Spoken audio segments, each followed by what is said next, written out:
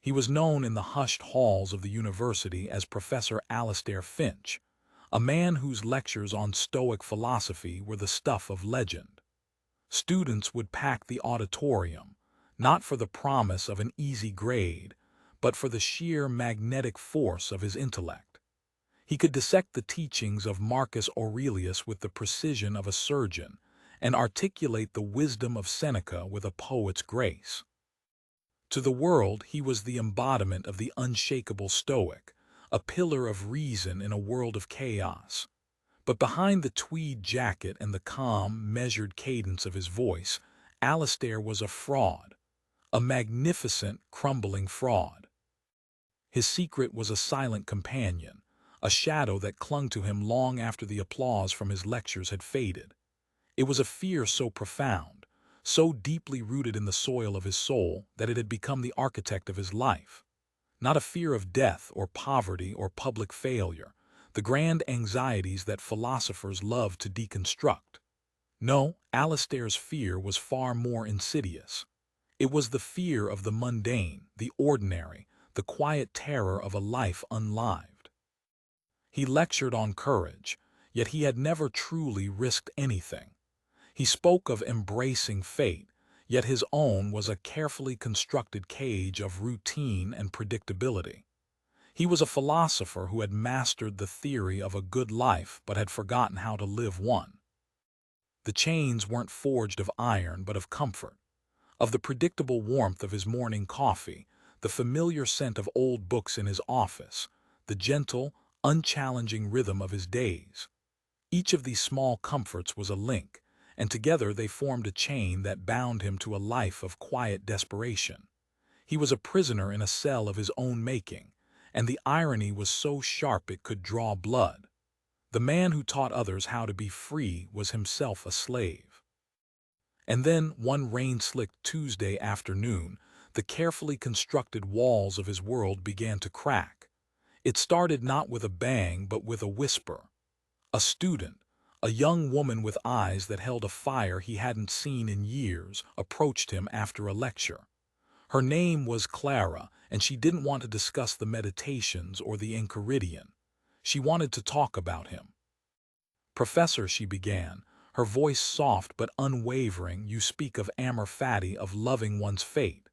But do you love yours?"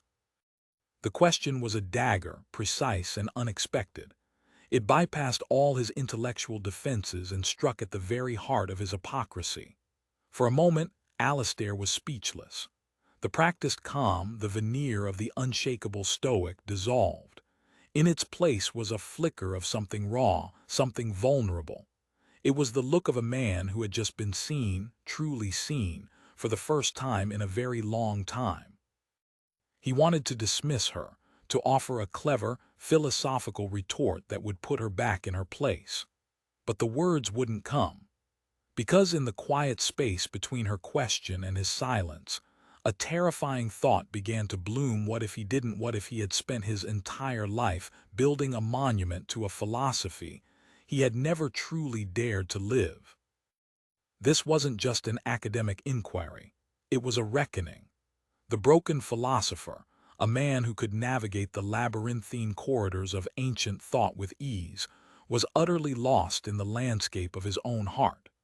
The chains he had ignored for so long were suddenly tightening, and for the first time, he felt their suffocating weight. The life he had so carefully curated felt less like a sanctuary and more like a tomb. And as he stood there under the fluorescent lights of the lecture hall, the rain streaking down the tall windows like tears, Alastair Finch knew that his carefully constructed piece was over. The real lesson was about to begin, not in the pages of a dusty book, but in the terrifying, exhilarating expanse of a life waiting to be claimed. The question was, did he have the courage to attend? Did he have the strength to break the chains of his own hidden fear? What are the chains you've wrapped around yourself? Not the obvious ones, not the external pressures or the demands of the world. I'm talking about the subtle ones, the comfortable routines that have become ruts, the quiet fears that dictate your choices when no one is watching, the self-imposed limits you've mistaken for your own skin. We all have them. We are all, in some way, the broken philosopher, masters of a theory we have yet to truly live. We tell ourselves we are in control, that our lives are a product of our conscious choices. But how many of those choices are simply reactions to a fear we refuse to name, a fear of failure, yes, but also a fear of success? A fear of being seen, but also a fear of being invisible. A fear of the unknown, but perhaps most terrifyingly, a fear of what we already know we are capable of, if only we had the courage to act. Today, we are not going to talk about adding more to your life. We are not going to discuss new habits, new strategies, or new goals. Today, we are going to talk about breaking things, breaking the chains, shattering the illusions, dismantling the cage you have so carefully, so lovingly built around yourself. Because true freedom, the kind the Stoics spoke of, isn't about controlling the world around you.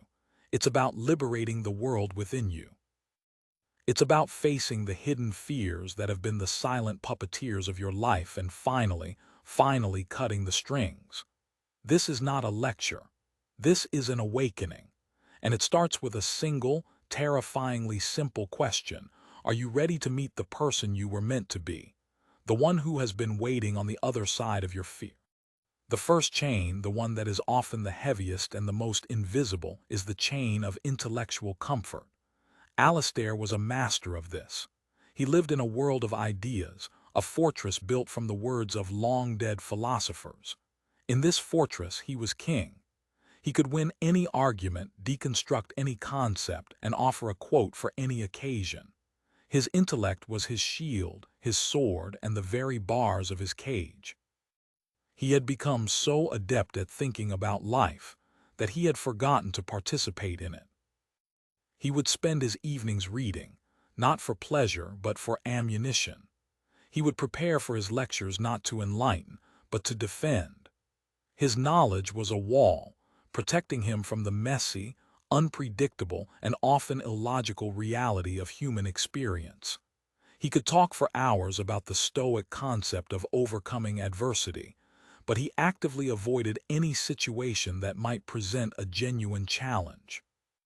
He could articulate the importance of human connection, yet his relationships were shallow, managed from the safe distance of his academic persona.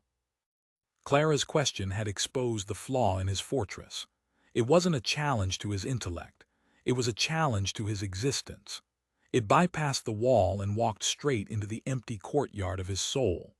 For Alastair, the first step towards breaking this chain was not to learn more, but to unknow, to set aside the books, to step away from the podium, and to venture into the world without his intellectual armor.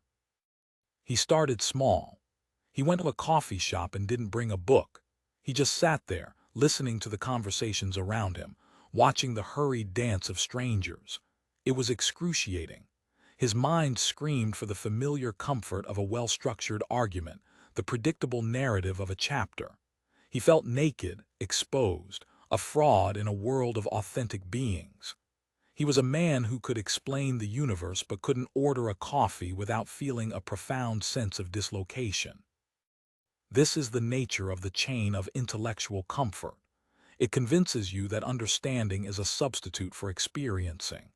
You read about starting a business, but you never write the business plan. You watch videos about fitness, but you never go to the gym. You listen to podcasts about relationships, but you never have the difficult conversation. You have all the information, all the theory, but you lack the one thing that matters: the lived experience. Breaking this chain requires a radical act of intellectual humility. It requires you to admit that you don't have all the answers, and that the answers you do have are worthless without action. It means embracing the role of the fool, the novice, the beginner. It means being willing to be wrong, to be clumsy, to be imperfect.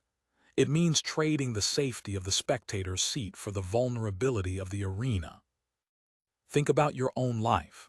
Where have you substituted thinking for doing? Where has your knowledge become a barrier instead of a bridge? What are you an expert in theory, that you are a novice in? In practice, the first step is to identify the fortress you have built. The second is to willingly walk out of its gates, unarmed and uncertain. It is in this space of not knowing that the real learning, the real living, begins. It is where the broken philosopher starts to become whole, not by adding more knowledge, but by finally gathering the courage to apply it. The world is not a textbook to be studied. It is a story to be written, and you cannot write it from the sidelines.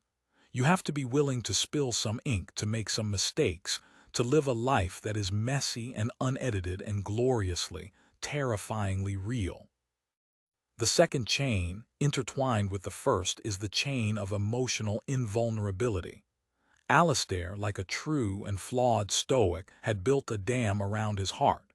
He believed that to be strong was to be unmoved, that to be wise was to be detached.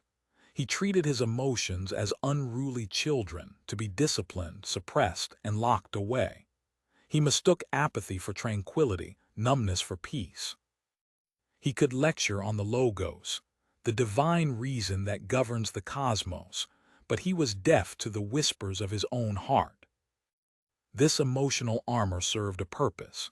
It protected him from the pain of a lonely childhood, the sting of past rejections, the quiet grief for a life he suspected he was wasting. But a wall that keeps out the pain also keeps out the joy. A heart that refuses to feel sorrow also refuses to feel love. In his quest to avoid the valleys, he had flattened the entire landscape of his emotional life into a barren, featureless plain. The encounter with Clara was a tremor that sent a crack through this dam. Her simple, direct question hadn't just challenged his intellect. It had touched a place of deep, unacknowledged longing.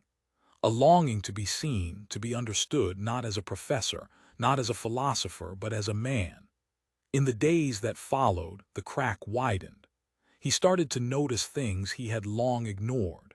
The genuine warmth in the smile of the campus barista.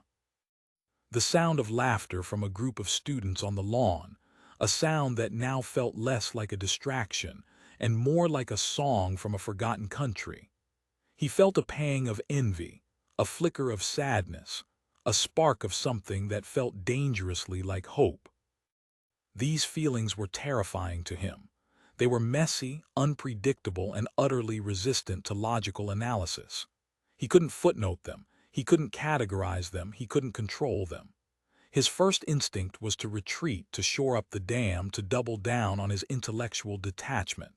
He tried to rationalize the feelings away, to dismiss them as a momentary weakness, a biological anomaly. But the crack was too wide. The water was seeping through. Breaking the chain of emotional invulnerability is not about becoming a slave to your emotions.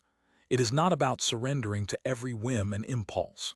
The Stoics were right to warn against the tyranny of unchecked passions, but they never advocated for the eradication of feeling.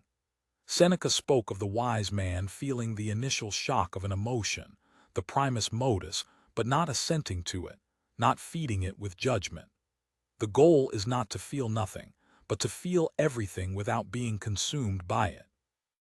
This is a subtle but profound distinction. It is the difference between a dam and a canal. A dam holds everything back, creating a stagnant, lifeless reservoir. A canal directs the flow of water, harnessing its power without trying to stop it. To break this chain, you must learn to become a canal for your emotions. You must allow yourself to feel them, to name them, to understand what they are telling you, without letting them sweep you away. This requires immense courage. It means sitting with your discomfort instead of running from it. It means allowing yourself to feel the grief you've been suppressing, the anger you've been swallowing, the joy you've been denying yourself. It means being vulnerable with yourself and with others. It means admitting that you are not a fortress, but a living, breathing, feeling human being. For Alistair, this meant taking a risk. He sought out Clara not with a prepared lecture or a philosophical rebuttal, but with a simple admission. Your question, he told her, his voice uncharacteristically hesitant, was a good one, and I don't have an answer. In that moment of vulnerability, something shifted. He hadn't lost power, he had gained a different kind of strength. The strength of authenticity. He had taken off the mask, and while he felt exposed, he also felt, for the first time in a long time, real. Where is your dam? What feelings have you locked away in the name of strength or control? The path to breaking this chain is not through suppression, but through observation. It is the practice of mindfulness, of sitting with your emotions as you would sit with a guest in your home. You acknowledge their presence, you listen to what they have to say, but you don't have to let them redecorate the house. You are the host, not the hostage. Start today. When a feeling arises, instead of pushing it away, simply name it. This is anxiety. This is joy. This is sadness. By naming it, you separate yourself from it. You are not the anxiety. You are the one who is experiencing the anxiety. In that small space of separation lies the beginning of true emotional freedom. It is the space where the broken philosopher learns that the heart is not a liability, but a compass, and that the only way to find your way home is to learn how to read it. The third chain, and perhaps the most cunning, is the chain of perceived identity. Alistair wasn't just a professor of philosophy, he was the professor. His identity, his sense of self, was completely fused with his role. The tweed jacket, the leather-bound books, the intellectual sparring, these weren't just parts of his job, they were the pillars of his entire being. He had spent decades constructing this persona, and it had become a prison as comfortable as it was confining. The fear that underpinned this chain was the fear of annihilation. If he was not the professor, then who was he? The question was a black hole, threatening to swallow him whole. His identity was a suit of armor he had worn for so long he had forgotten it wasn't his own skin. To take it off would be to face the terrifying emptiness he suspected lay beneath. This is a fear we all share. We cling to our labels: the good son, the successful entrepreneur, the creative artist, the dependable employee. These identities give us a sense of place, a role to play in the grand drama of life. They provide us with a script, a set of expectations, a way to navigate the world.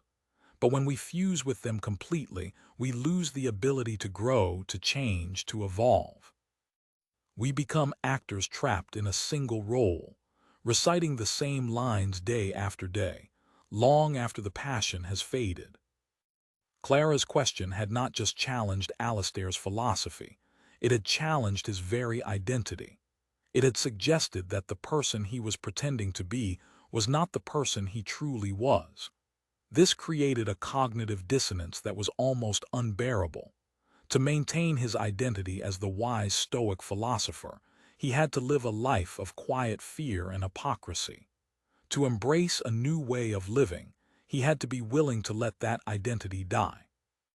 The process of breaking this chain is a process of controlled demolition. It is the deliberate, conscious act of dismantling the false self you have constructed. It is not about destroying who you are, but about chipping away at who you are not. For Alistair, this began with a series of small, almost imperceptible acts of rebellion against his own persona. He left the tweed jacket in his closet and wore a simple sweater to class. He abandoned his meticulously prepared notes and spoke from the heart, sharing not just the wisdom of the Stoics, but his own struggles in trying to live it. He admitted to his students that he didn't have all the answers. He started a philosophy club that met not in a stuffy classroom, but in a local park, where the conversation was messy and personal and real. Each of these acts was a small crack in the facade, and with each crack a little more light came in. He discovered that his students didn't respect him less for his vulnerability, they respected him more. He discovered that the world didn't end when he deviated from the script. He discovered that beneath the persona of the professor, there was someone else. Someone quieter, perhaps, and more uncertain, but also someone more authentic, more curious, more alive.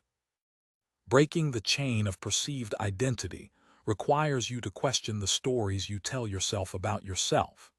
Who are you when you strip away the job title, the accolades, the roles you play, what are the values that remain, what are the passions that endure. The path forward lies in intentional incongruence. It is about deliberately acting in ways that contradict the narrow definition of yourself you've been clinging to. If you see yourself as an introvert, go to a social gathering and set a small goal to initiate one conversation. If you see yourself as uncreative, sign up for a pottery class. If you see yourself as undisciplined, commit to a single, tiny new habit for 1 week. The goal is not to become someone else overnight. The goal is to prove to yourself that your identity is not fixed. It is a choice, and you can make a different one. Epictetus said, first say to yourself what you would be, and then do what you have to do. This is the key. You must separate your being from your doing. Your actions can change, your roles can change, your circumstances can change, but the core of you, the observing consciousness, the one who chooses, remains. You are not your job. You are not your successes. You are not your failures. You are the one who is navigating all of these things. Start by noticing the I am statements you use throughout the day. I am not a morning person. I am bad with names. I am just a procrastinator. Each of these is a bar in your cage. Challenge them. For one day, live as if the opposite were true. You don't have to believe it, you just have to do it. Act as if you are a morning person. Use a technique to remember someone's name. Tackle a task the moment it arises. You are not trying to create a new, rigid identity. You are trying to cultivate a fluid one. You are discovering that you are not the statue but the sculptor, and you can reshape your life yourself at any moment. This is the terrifying and exhilarating freedom that lies on the other side of a shattered identity. It is the freedom to be, simply, you in all your evolving, imperfect, and magnificent glory. The fourth chain, and the one that often holds the others in place, is the chain of hidden fear itself. Not the grand, abstract fears, but the specific, deeply personal ones that we rarely admit, even to ourselves. Alastair, the philosopher of courage, was a master of avoidance. His entire life was a carefully constructed system designed to prevent him from ever having to face his core fear, the fear of insignificance. His academic achievements, his reputation as a brilliant lecturer, his fortress of knowledge, all of it was a defense against the terrifying possibility that his life, in the grand scheme of things, might not matter. He craved the validation of his students and peers because it soothed the gnawing anxiety that he was, at his core, unremarkable. His fear of the mundane was actually a fear that he himself was mundane. He lectured on Marcus Aurelius, an emperor who ruled the known world, while he ruled over a small, predictable kingdom of his own making, a kingdom whose borders were defined by the limits of his courage. This is the nature of our deepest fears. They are rarely about the thing we think they are about. The fear of public speaking is not a fear of the words themselves, but a fear of judgment, of being seen as a fool. The fear of commitment is not a fear of the other person, but a fear of losing oneself, of making the wrong choice and being trapped. The fear of failure is not a fear of the outcome, but a fear of what that failure would say about our worth as a person. These fears are chains forged in the dark, and they derive their power from the fact that we refuse to look at them in the light. Alastair's breakthrough came not when he tried to be more courageous, but when he finally became honest. He began a practice he borrowed from the Stoics, a philosophical journal, but instead of filling it with lofty thoughts on virtue and reason, he filled it with the things that terrified him. He wrote them down with unflinching honesty. I am afraid that I am a coward. I am afraid that I have wasted my life. I am afraid that if I stop being the professor, I will be nothing. I am afraid that Clara saw the truth. The act of writing them down, of dragging them from the shadowy corners of his psyche into the stark light of the page, was transformative. It did not make the fears disappear, but it changed his relationship with them. They were no longer nameless, monstrous specters. They were words on a page. They were specific, definable, and therefore manageable. He had taken the first step in the Stoic practice of premeditatio malorum, the premeditation of evils, but he had turned it inward, a premeditation of his own anxieties. Breaking the chain of hidden fear requires this kind of radical honesty. You cannot fight an enemy you cannot see. You must be willing to sit down in the dark and have a conversation with your monsters. The process is simple, but it is not easy. Take a piece of paper and write at the top, what am I truly afraid of, and then, without censorship, without judgment, write down everything that comes to mind. Keep asking yourself, and what is the fear beneath that? Dig deeper. The fear of losing your job might be a fear of instability, which might be a fear of being unable to provide for your family, which might be a fear of being seen as a failure, which might be a fear of being unlovable. Keep digging until you hit the bedrock of your anxiety. Once you have named the fear, you must deconstruct it. This is the second step. For each fear you've listed, ask yourself 3 questions. First, what is the absolute worst-case scenario? Define it in excruciating detail. Second, what could I do to prevent this from happening? List concrete, actionable steps. Third, if the worst-case scenario were to happen, what could I do to repair the damage? Again, list specific, practical actions. This exercise, famously articulated by Tim Ferriss as fear setting, is a powerful antidote to the paralyzing effect of anxiety. It moves you from the role of the passive victim of your fears to the active architect of your response. You realize that you are not as fragile as you thought, that you have resources, options, and resilience you hadn't considered. The monster in the dark, when you turn on the lights, is often much smaller and less threatening than you imagined. For Alastair, defining his fear of insignificance led him to a profound realization. The worst-case scenario was that he would live and die, and the world would forget him. But as he contemplated this, he realized that this was the fate of almost everyone, including the great Stoic emperor he so admired. What mattered wasn't being remembered, but how you lived. The fear of insignificance was a distraction. The real issue was the regret of a life not fully lived. His fear wasn't about the future, it was about the present. This is the final key to breaking the chain of fear. You must realize that most of our fears are not about what is happening now. They are about a future that has not yet occurred and may never occur. Fear lives in the imagination. Courage, on the other hand, lives in the present moment. You cannot be courageous tomorrow. You can only be courageous right now in this moment by taking the next small, tangible step. For Alastair, that step was closing his journal, walking out of his office, and asking Clara if she would be willing to start a philosophy club with him, one that was less about theory and more about the messy, terrifying, beautiful practice of living. He was still afraid, but he acted anyway. And in that action, in that one small step into the arena of his fear, the broken philosopher began to mend. The chain didn't just break, it began to dissolve. The fifth and final chain, the one that locks all the others together, is the chain of inertia. It is the simple, powerful, and often soul-crushing force of habit. Alastair's life was a testament to the power of inertia. His routines, his predictable patterns, his comfortable ruts, they weren't the result of a conscious, daily choice. They were the product of 1,000 small, unexamined decisions that had compounded over time into a life sentence. He didn't choose to be a prisoner each morning. He simply failed to choose to be free. Inertia is the silent killer of dreams. It is the voice that whispers tomorrow. It is the comfort of the familiar path. It is the seductive pull of the status quo.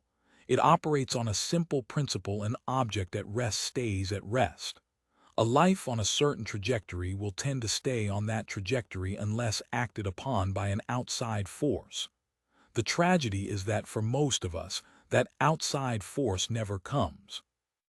We are waiting for a sign, a crisis, a bolt of lightning, a Clara to come and ask us the question that will shake our world. But true change cannot be outsourced. The force that breaks the chain of inertia must come from within. Alastair had his catalyst in Clara, but he quickly realized that her question was not the solution. It was merely the diagnosis. The cure was up to him, and the cure was not a single, grand, heroic act. It was a series of small, deliberate, and often tedious actions that, day by day, began to alter the trajectory of his life. He had to fight against the gravity of his own habits. He had to consciously choose the uncomfortable coffee shop over the familiar silence of his office. He had to consciously choose to share a personal struggle in his lecture, instead of hiding behind a quote from Epictetus. He had to consciously choose to say yes to a spontaneous invitation from a colleague, instead of retreating to the safety of his evening reading. None of these things were easy. Each one was a small battle against the immense gravitational pull of his own past. Breaking the chain of inertia is not about motivation. Motivation is a fleeting emotion, an unreliable ally. Breaking the chain of inertia is about activation energy. It is about understanding that the hardest part of any new action is the very beginning. The force required to get a rocket off the launch pad is immense, but once it escapes Earth's gravity, it can travel vast distances with very little effort. Your habits are your personal gravity.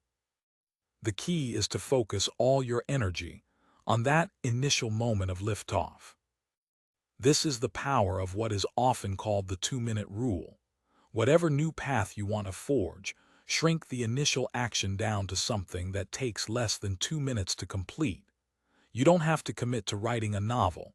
You have to commit to writing one sentence. You don't have to commit to a 1-hour workout. You have to commit to putting on your gym clothes. You don't have to commit to meditating for 30 minutes. You have to commit to sitting on the cushion for one breath. This approach seems almost insultingly simple, but it is profoundly effective. It bypasses the part of your brain that resists change, the part that is overwhelmed by the magnitude of a new endeavor. A 2-minute action is so small, so non-threatening, that it is harder to say no than it is to just do it. But its power lies in what happens next. The law of inertia is turned on its head. An object in motion stays in motion. Once you have written that one sentence, it is easier to write another. Once you have your gym clothes on, it is easier to walk out the door. Once you have taken that one breath, it is easier to take another. You have created a tiny bit of momentum, and momentum, not motivation, is the engine of change. Alastair applied this principle. He didn't decide to reinvent himself overnight. He decided that each day he would do one thing that scared him, no matter how small. One day it was making eye contact with a stranger and smiling. The next, it was asking a question in a faculty meeting instead of remaining silent. The next, it was trying a new route on his walk home. Each action was a tiny pebble, but when dropped into the stagnant pond of his life, it created ripples. And the ripples began to spread. The journey to break your chains is not a sprint. It is a long, patient, and often unglamorous process of chipping away at the stone. It is about recognizing the forces that hold you in place: intellectual comfort, emotional invulnerability, perceived identity, hidden fear, and the sheer inertia of your own life, and then taking one small, deliberate action against them. Today. Not tomorrow. Not next week. Now. What is the 2-minute action you can take right now to begin to break one of your chains? Can you write down one fear? Can you put on your running shoes? Can you send that one vulnerable text message? Can you look up that class you've been meaning to take? The battle against inertia is won in these small, decisive moments. It is the accumulation of these tiny victories that will, over time, shift the entire trajectory of your life. The broken philosopher did not become whole through a single revelation, but through a series of small, courageous choices. He learned that freedom is not a destination you arrive at, but a path you choose to walk, one small, 2-minute step at a time. The chains will not fall away on their own. You must be the one to break them. And the work starts now. So where does this leave us? We've walked with Alistair as he began to confront the chains that bound him, the deceptive safety of his intellect, the cold fortress of his emotional detachment, the rigid mask of his identity, the hidden puppeteer of his fear, and the crushing weight of his own inertia. We've seen how a single, honest question from another person could set in motion a quiet earthquake in a man's soul. But the story of the broken philosopher is not just his story. It is our story. You are Alistair. I am Alistair. We have all built our own fortresses, constructed our own cages, and become comfortable with our own chains. We have all mastered the theory of a life we are too afraid to live. We have all felt the quiet, gnawing suspicion that there is a truer, more vibrant version of ourselves waiting just on the other side of a wall of our own making. A version that is not afraid to be a fool, not afraid to feel, not afraid to be seen, not afraid to fail, not afraid to simply begin. The world does not need another spectator. It does not need another critic. It does not need another person who has all the answers but none of the courage. What the world needs, what you need, is for you to step into the arena of your own life, to trade the comfort of the sidelines for the messy, unpredictable, and glorious struggle of participation. The concepts we've explored today are not just abstract philosophical ideas. They are tools, they are keys. The practice of unknowing, of embracing the role of the beginner. The practice of becoming a canal for your emotions, not a dam. The practice of dismantling your perceived identity and embracing your fluidity. The practice of fear setting, of dragging your monsters into the light. The practice of the 2-minute rule, of building momentum against the force of inertia. These are the tools you will use to break your chains. But tools are useless until they are picked up. A key cannot turn a lock until it is placed in your hand and you make the conscious choice to turn it. This is that moment. This is the turning point. Not tomorrow, not after you've read one more book or watched one more video. Now, the person you want to become is not forged in the future. That person is forged in the choices you make in this very moment. I want you to think of one chain, just one. The one that feels the heaviest right now. Is it the fear of starting that project, the comfort of that dead-end job, the emotional wall you've built around your heart, the identity that no longer serves you? Name it. See it clearly. Now, I want you to identify one single 2-minute action you can take today to create a crack in that chain. Not to shatter it, not to obliterate it, but to create one small point of weakness. To prove to yourself that it is not unbreakable. Write it down. Put it in your phone. Tell a friend. Do whatever it takes to commit to that one small act of rebellion against the tyranny of your own comfort. This is how the revolution begins. Not with a roar, but with a whisper. Not with a grand gesture, but with a single, conscious choice. The journey of 1,000 miles begins with a single step, and the journey to freedom begins with the breaking of a single link. We are a community of broken philosophers, all striving to become a little more whole.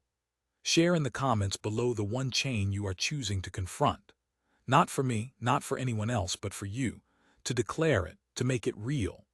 By sharing, you not only strengthen your own resolve, but you let others know they are not alone in their struggle. You become, for someone else, what Clara was for Alistair: a catalyst, a mirror, a quiet voice that asks the one question that can change everything. The path ahead is not easy. There will be days when the chains feel heavier than ever, when the comfort of the cage seems too seductive to resist. But you are not the person you were 30 minutes ago. You have seen the bars. You have felt the lock. And you hold the key in your hand. The rest is up to you. The philosopher is broken no more. The real work, the real life has just begun. Go live it.